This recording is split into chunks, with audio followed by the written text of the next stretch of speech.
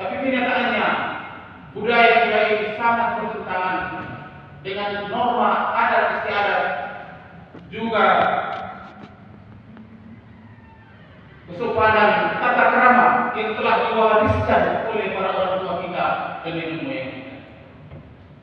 Dan perlu kita ketahui juga bahwa saat ini yang menjadi tujuan utama pariwisata Indonesia, juga terutama di Tanah Toraja, adalah ekoturisme.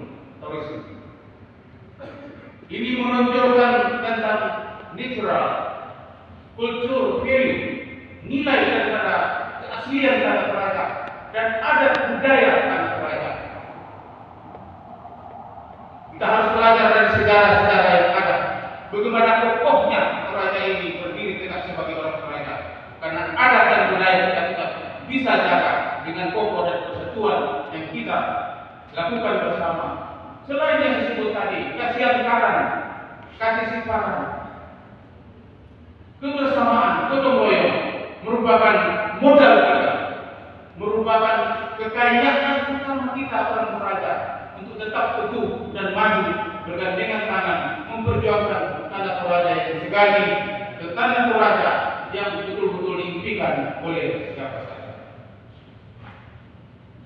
Bapak Ibu saudara-saudara sedang paripurna yang saya hormati. Dalam misi-misi ini kami breakdown dalam 6 misi yang sangat familiar dengan sebutan Anan Malam kami lewat. Yang pertama, meningkatkan penyelenggaraan pemerintahan yang tangkas dan dinamis melalui transformasi digital. Tentunya kita berharap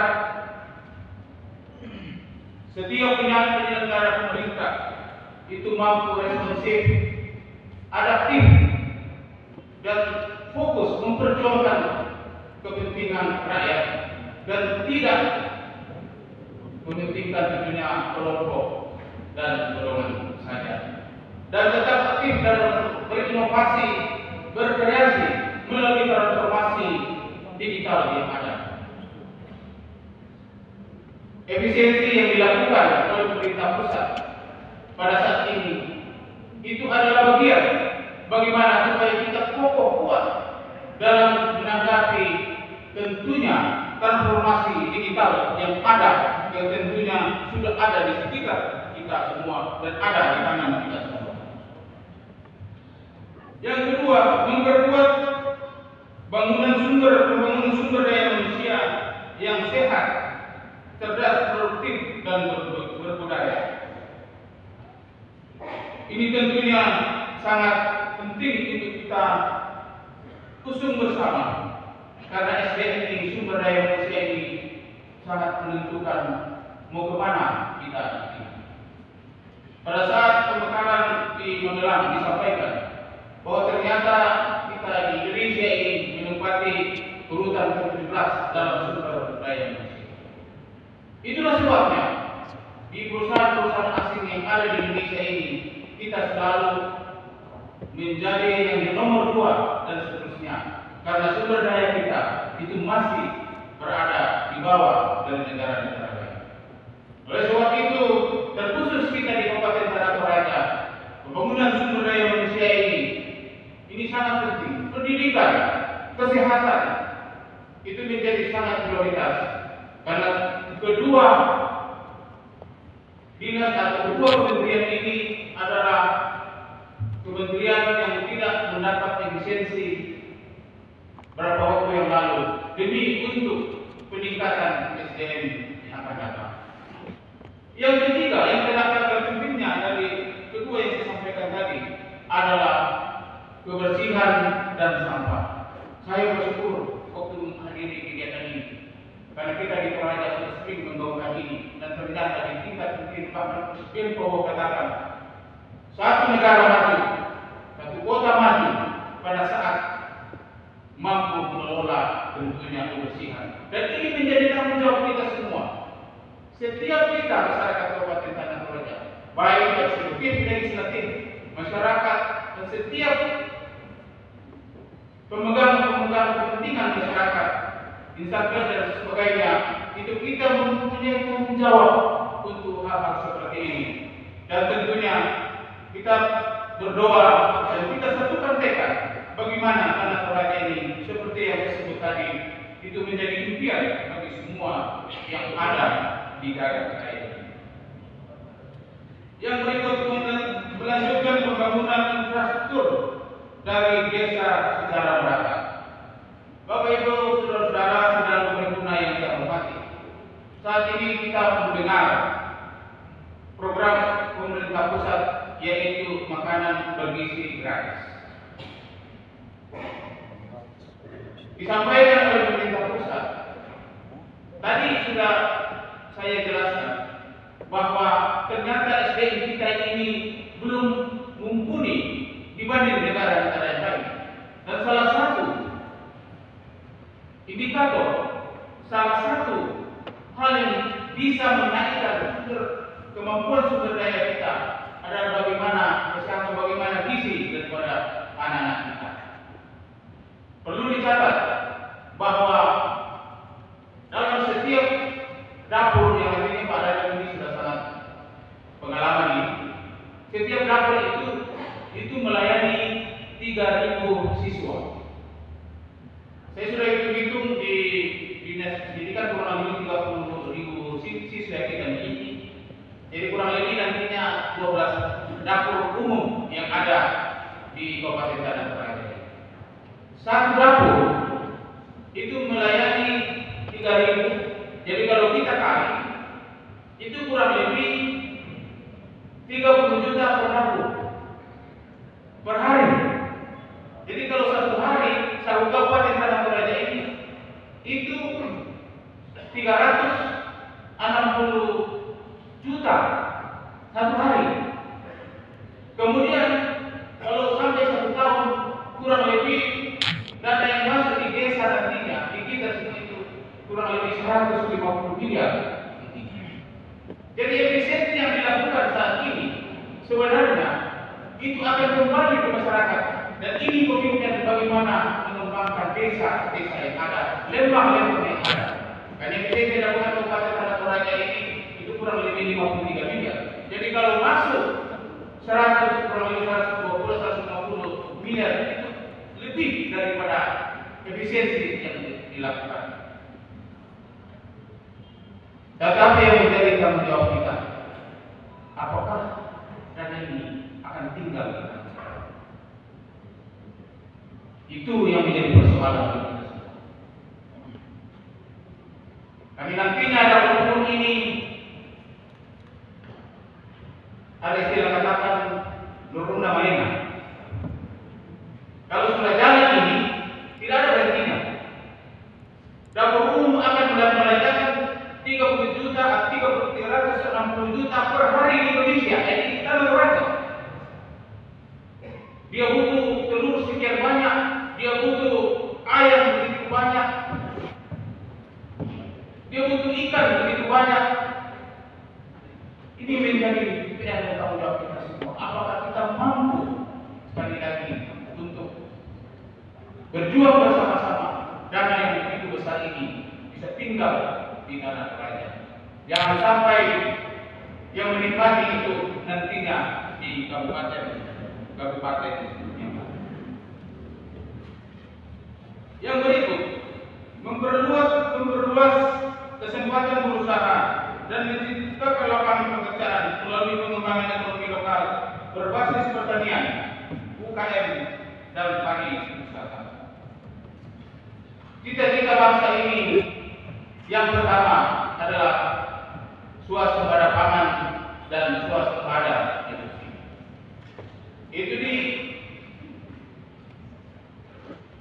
dibuat dalam satu koridor yang disebut dengan Akta Cita oleh Bapak Presiden Prabowo itu. Dan saya lihat bahwa visi dan misi Kabupaten Tanah Toraja itu sangat selaras, sangat bersinergi dengan apa yang kita lakukan, apa yang kita akan programkan 5 tahun ke depan dengan program Bapak Prabowo Akta Cita ini. Tentunya tadi saya sudah sampaikan pertanian, kemudian swasembada pangan. Tentunya ini melalui pertanian. Nantinya pertanian akan memakai teknologi yang maju saat ini, dan ini akan mengajak para milenial kita, para anak muda kita untuk mencintai pertanian kembali. Bapak Ibu saudara-saudara yang saya kasihi, saya sudah sampaikan bahwa salah satu sumber pendapatan utama kita adalah pariwisata. Pariwisata ini secara tidak langsung, bahkan langsung, itu mempengaruhi peningkatan UMKM dan peningkatan ekonomi yang kita rindukan bersama ada di tengah-tengah masyarakat. Wisata ekokultur dalam istilah yang disebut bagaimana kita mempertahankan adat dan budaya kita. Wisata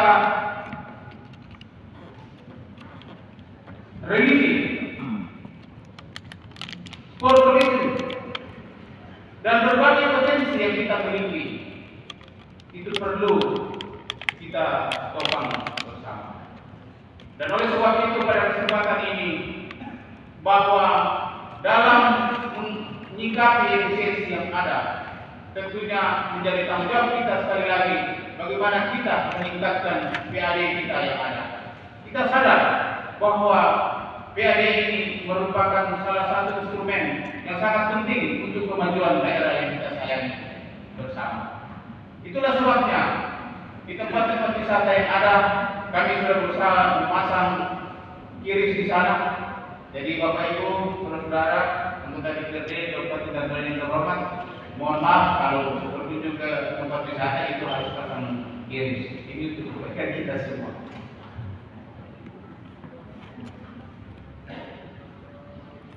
Amalan pemilu inilah yang menjadi acuan kita semua dalam penyelenggaraan pemerintahan 5 tahun ke depan agar terarah dan terukur. Pelaksanaan amalan pemilu ini tentu akan tercapai secara tuntas pada saat kita semua bersinergi bersama-sama komitmen dalam membangun tanah Toraja yang kita cintai. Selanjutnya, bahwa dengan terbitnya Impres nomor 1 tahun 2025 yang disebut tadi efisiensi, mari kita komitmen melakukan ini. Perjalanan dinas 50%, kemudian kurang, kemudian ATK dan hal-hal lain, acara seremoni, seremonial dan lain sebagainya, itu akan menjadi perhatian bagi kita semua, dan nantinya akan menjadi penilaian tersendiri oleh pemerintah pusat kepada masing-masing kabupaten yang ada. Segenap hadirin dan sidang paripurna yang saya hormati, tentunya dalam kesempatan ini setiap kita sekali lagi mari kita berkolaborasi, berinovasi untuk mencapai tujuan dan visi kita 2025 dan 2030 sampai 2030 yang akan datang. Juga tentunya kami sangat berharap dan mengajak kita semua untuk menguak sekat-sekat yang ada. Pilkada sudah selesai, kita sudah satu. Mari kita bersama-sama. Sekarang kita adalah satu. Kita adalah Toraja. Dimanapun kita berada, baik ada di tanah Toraja, baik ada di luar tanah Toraja, kita semua adalah Toraja. Mari kita bersama-sama selalu. Karena kalau bukan kita, siapa lagi? Dan kalau bukan sekarang, kapan lagi? Terkhusus bagi para eksekutif, Bapak Ibu anggota DPRD Kabupaten Tanah Toraja, dan setiap semua pejabat pemerintahan dan semua kita. Apa yang kita peroleh saat ini itu adalah aman. Mari kita menorehkan titik pas dalam sejarah kehidupan kita, bahwa pada saat saya ditunjuk sebagai wakil bupati, Dr. Sadar sebagai bupati, dan kita semua sebagai anggota DPR, karya apa yang kita buat di tanah Toraja ini. Dengan demikian, anak cucu kita bangga dengan hadirnya kita dalam pemerintahan, dalam setiap kesempatan yang Tuhan telah memberikan bagi kita semua. Sidang paripurna yang saya hormati, demikianlah yang saya sampaikan. Terima kasih kepada pimpinan dan anggota DPRD Kabupaten Tanah Toraja atas agenda paripurna penyampaian sambutan Bupati Tanah Toraja 2025-2030 pada siang hari ini. Terima kasih atas perhatian Bapak Ibu segenap hadirin, dan mohon maaf bila ada hal yang tidak sesuai atas segala kekurangan dan keterbatasan kami. Kiranya Tuhan senantiasa bersama kita. Wabillahi taufiq wal hidayah. Wassalamualaikum warahmatullahi wabarakatuh. Tuhan memberkati kita semua.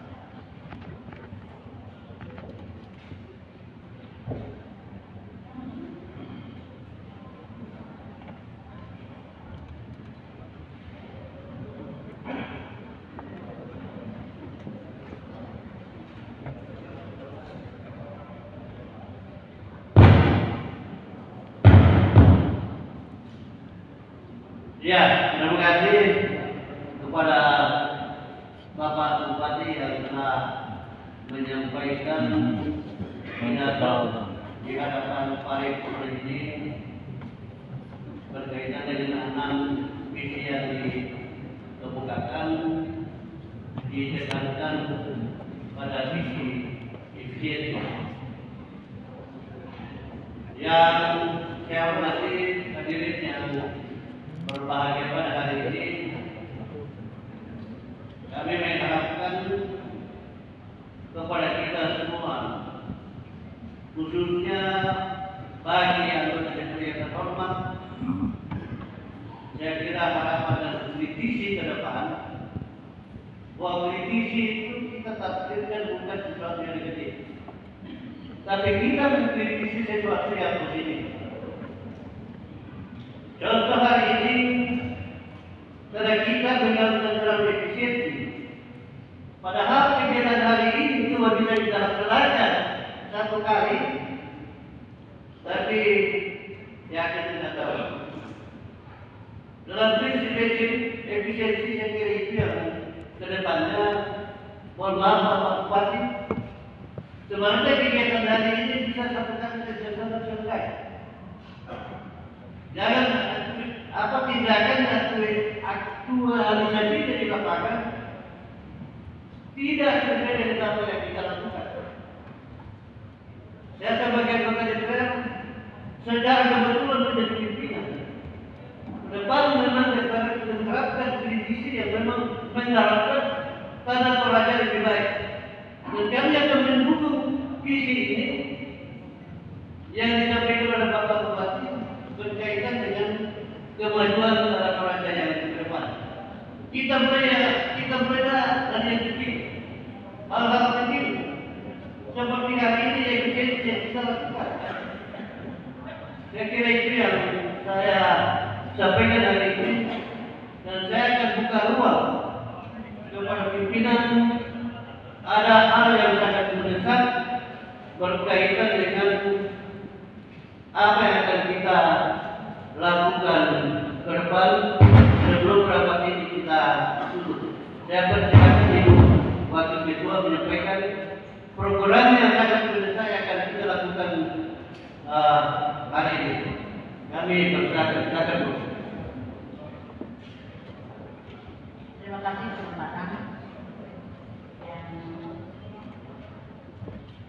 saya hormati Bupati Tanah Toraja, Wakil Bupati Tanah Toraja, Wakil Ketua atau rekan pimpinan dan anggota DPRD yang terhormat, yang saya hormati unsur forum koordinasi pimpinan daerah, Wakil Ketua Pengadilan Negeri Makale, pimpinan KPU dan Bawaslu Kabupaten Tanah Toraja, Toraja, Sekretaris Daerah, Asisten Kepala OPD, Camat dan Lurah yang hadir di Makassar hari ini, Sekretaris DPRD serta jajaran pelingkup Sekretariat DPRD Kabupaten Tanah Toraja, pimpinan partai politik atau yang mewakili, rekan-rekan wartawan, LSM dan hadirin yang berbahagia. Salam sejahtera untuk kita semua. Assalamualaikum warahmatullahi wabarakatuh. Setelah kita mendengarkan penyampaian visi misi Bupati terpilih periode 2025-2030, tentu segenap anggota DPRD Kabupaten Tanah Toraja menyambut baik penyampaian visi misi Bapak Bupati tersebut.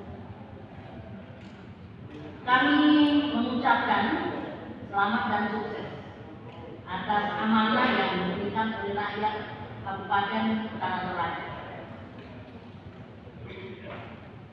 Kami meyakini bahwa visi dan misi yang telah disampaikan merupakan cerminan dan harapan dan aspirasi dari masyarakat Tanah Toraja menuju arah yang lebih baik, yang maju dan sejahtera. Hari ini secara resmi penyampaian visi misi tersebut sudah didengarkan oleh seluruh rakyat Kabupaten Tanah Toraja. Dalam hal ini terwakili oleh 30 anggota DPRD. Tidak ada lagi masyarakat yang mengatakan tidak mendengarkan, karena kami di sini minus 1 orang yang hadir. Dari 30 anggota DPRD yang hadir adalah sejumlah 29. Itu pun 1 anggota yang tidak hadir oleh karena situasi kondisi yang tidak memungkinkan. Sehingga visi misi yang disampaikan oleh Bapak Bupati Tanah Toraja hari ini sekali lagi merupakan cerminan harapan masyarakat Tanah Toraja 5 tahun ke depan. Selanjutnya, bahwa DPRD adalah mitra kerja pemerintah daerah yang akan melaksanakan pembangunan. DPRD akan melaksanakan fungsinya secara optimal untuk mendukung pencapaian visi misi tersebut.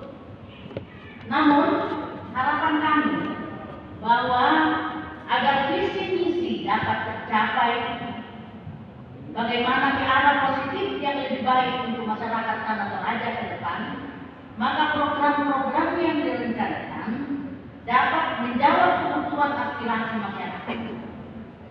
Visi misi yang dipaparkan oleh Bapak Bupati Tanah Toraja tentu sudah dapat dijalankan dan sudah dijalankan tadi, bahwa sudah sesuai dengan RPJMD Kabupaten Tanah Toraja.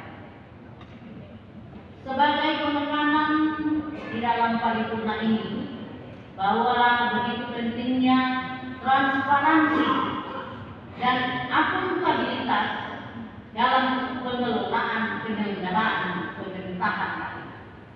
Jangan ada yang tersembunyi, sehingga setelah keterbukaan ini terlaksana, maka seluruh masyarakat akan tahu lewat perwakilan-perwakilan yang ada di dalam DPRD yang terhormat. DPRD akan mengawal anggaran daerah agar tepat sasaran. DPRD akan mengawal agar bermanfaat bagi masyarakat, terkhusus APBD tahun 2025.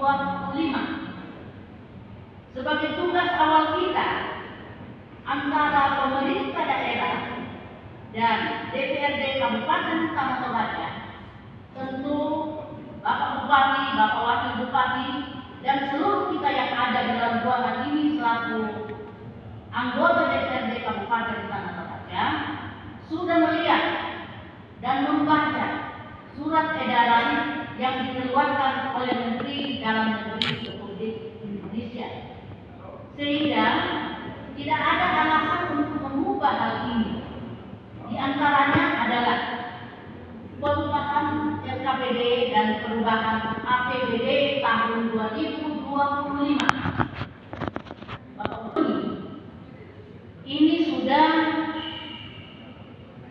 diserahkan ke minggu kedua Juni paling lambat dalam tahun anggaran berkenaan sudah penetapan APBD perubahan tahun 2025 yang biasanya di Agustus, tetapi di sini di bulan Juni, berarti 2 bulan sebelumnya sudah harus kita laksanakan atau kita sudah harus memulai pembahasan. Sehingga kami dari DPRD untuk mengingatkan Bapak Bupati bahwa lewat APBD bulan Mei sudah diserahkan ke DPRD paling lambat bulan kedua, minggu kedua Mei, yang harus didahului oleh perubahan RKPD, sehingga OPD terkait untuk perubahan RKPD atau tim yang akan dibentuk sudah langsung bekerja, sehingga tidak ada tahapan yang kita bisa lewatkan. Sehingga sekali lagi bahwa minggu kedua Mei itu sudah diserahkan ke DPRD penyerahan untuk